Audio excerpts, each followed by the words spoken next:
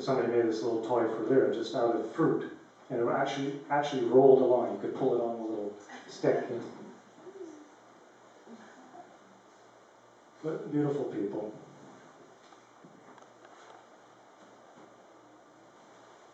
That was the airport. That's the airstrip.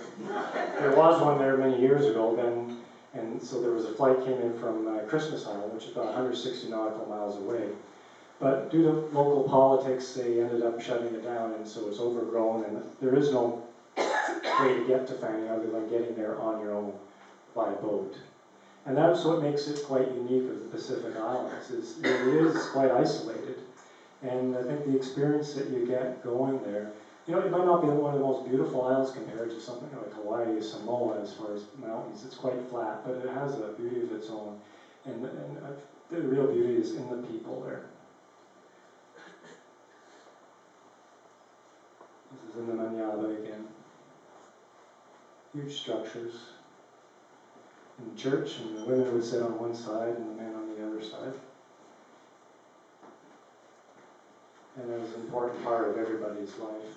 And they couldn't figure us out because when we first arrived, we went to the Catholic church, and the next day we met somebody else. We went to a Protestant church, and they got rather confused. And, well, yeah, there was some Baha'i there too. So because there's definitely competition between the Protestants and the Catholics, and then there's competition between the villages. Everybody tries to outdo each other. This is a feast.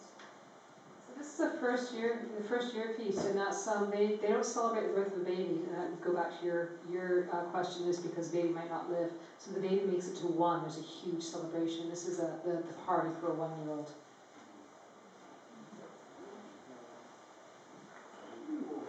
That was a video, and oh gosh,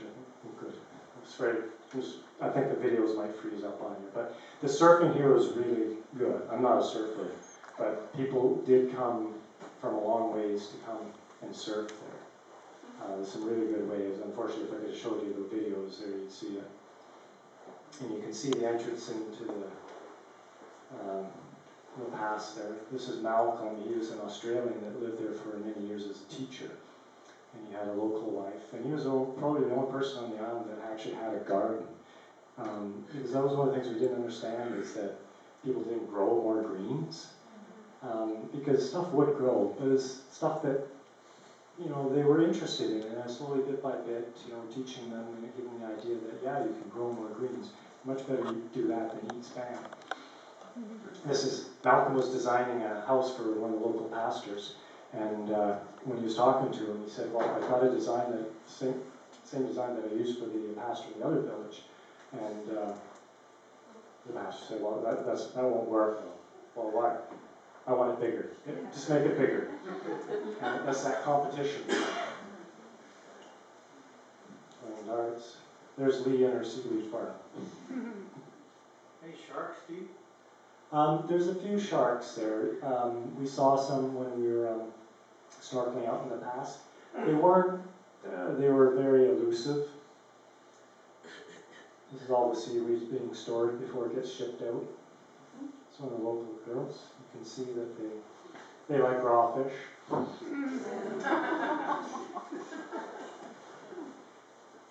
It's one of the cargo ships that came in. And this was an interesting story because it came in this big cargo ship, and this was the skipper. And our friends came out and said, hey, you want to come out to the ship? So we came out, he took us out in the little skiff, and we go right up on the bridge, wander around, get a tour as they're anchoring, weighing anchor, and loading and unloading. And then they decided to head into the pass. And the engineer was talking to me, sort of outside saying, oh yeah, the skipper, he's just carry on. And I didn't seem to be too impressed with him. And I understood why, because shortly after this, we started heading into the pass. And, you know, by this time I know the pass fairly well. And, see, they've just used the little skiffs to pick up fuel. As he's heading in, Chuck's coming out with his sailboat. I'm sort of looking at it, oh my God, he's heading straight for him. And, you know, he doesn't realize that if Chuck has a problem, he's going to run him right down. But he didn't seem to care about that. And then he keeps heading, I'm thinking, you're heading right for the reef. Aren't you going to turn? I'm sort of thinking, well, you know, who am I here to tell this skipper this boat? And then all of a sudden the depth alarms start going off. And everybody starts panicking and running around and hard over this big ship. And we just missed running aground on the reef. Anyways, and they get in, and the boat's there for a couple of weeks, unloading and such. And it came time to leave. This is, so they're reasonably modern ships. They've got communications and stuff.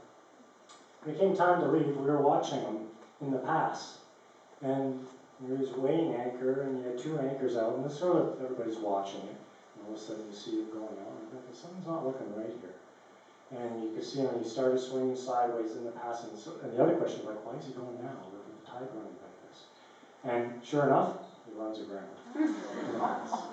So that was the real entertainment. It took them a day to get him off. They had this big catamaran skiffs from cruise line, had to tow him off. So it was, be careful if you ever travel on a careless cargo ship. My friends would come out and join us on the boat and enjoy fishing. This was this is one of the things we are saying that we cook on open fires. So Tabby kept burning her hands, so we took her back to the boat and we ruffled up her so that we made her these oven mitts to send her home with, and then her kids stole them as pillows.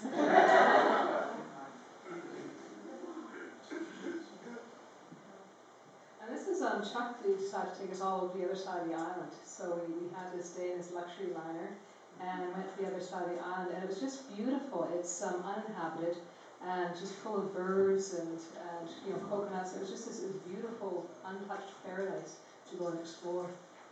And this is the developed side of the island. This is where the station for the telegraph was. The British built all this, so this one was really cool. And this is Malcolm's Garden. It's the only garden on the island. And this is just one of the goodbye parties. So we had about 3 weeks of goodbye parties before we left, which was fun. This is a boat out of Brazil. This is homeschooling. More homeschooling.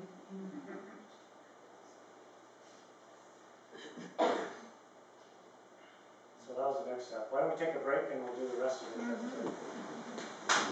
it.